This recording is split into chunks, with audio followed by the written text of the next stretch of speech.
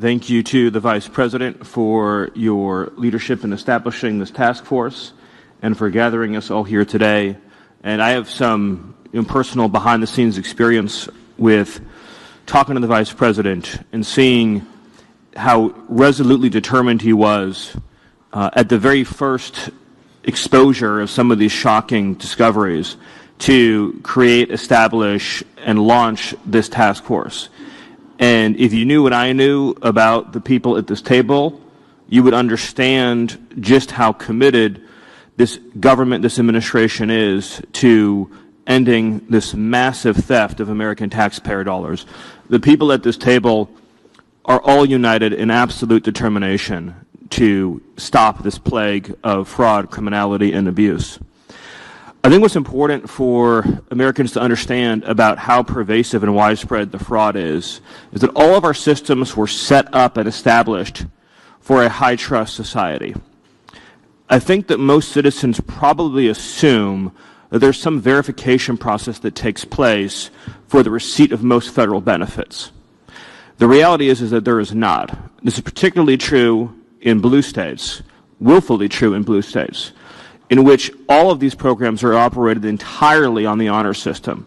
No verification takes place before individuals are enrolled in or receive these benefits.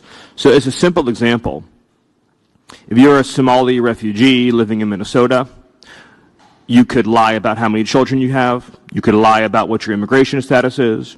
You could lie about your marital status.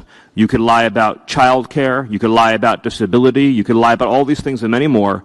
And nobody in the state of Minnesota would validate any of these facts before writing you a check. We at the federal government are simply sent a bill from the state of Minnesota for the cost of providing these services in the aggregate. So to take the food stamp program as an example, SNAP, and that of course is administered by Secretary Rollins, we do not know the names of any SNAP recipient in the state of Minnesota.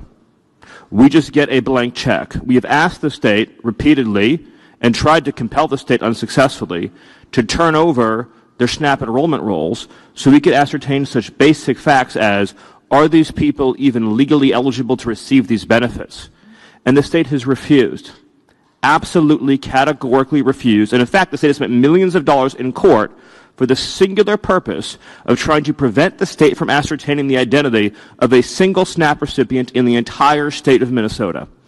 Think about what this does to public trust, social trust, people's faith in the system, right? Imagine in a community, a working class community in the Twin Cities, say a native Minnesotan who works as a lineman or works as a construction worker, works in any job that requires hard work, dedication, focus, who's worried about his ability to support for and provide his family. And then imagine that he has a neighbor who's a Somali refugee who arrived 2 years ago and has a Mercedes and no financial stress and no worries at all in the entire world and never seems to ever go to work at all because he just went to an office in the state, lied on a piece of paper, and got unlimited free money forever for life. That is the system that is being run, and that is the corruption that this task force, under the leadership of the Vice President, is going to demolish. And I'll just conclude by saying that I'd be remiss if I didn't mention the atrocity that is taking place in Congress with congressional Democrats fighting relentlessly to abolish the very federal agencies that are responsible for policing and investigating fraud as well as all matters of homeland and national security. I see, of course, a new secretary who has just been confirmed to DHS, my good friend, Mark Wayne Mullen. He now takes command of a department whose men and women have been working without pay for weeks on end to protect and defend the American people, to protect and defend our coastlines, to protect and defend our families. Well, they've been treated with nothing but derision, hatred, and contempt by congressional Democrats. It is legislative terrorism. It is one of the greatest abominations that has ever occurred in the history of this country, and it's to the everlasting and eternal shame of the Democrat Party. Again, thank you, Mr. Vice President, for your leadership and vision in establishing this task force. I'm proud to serve on and under your leadership. Thank you.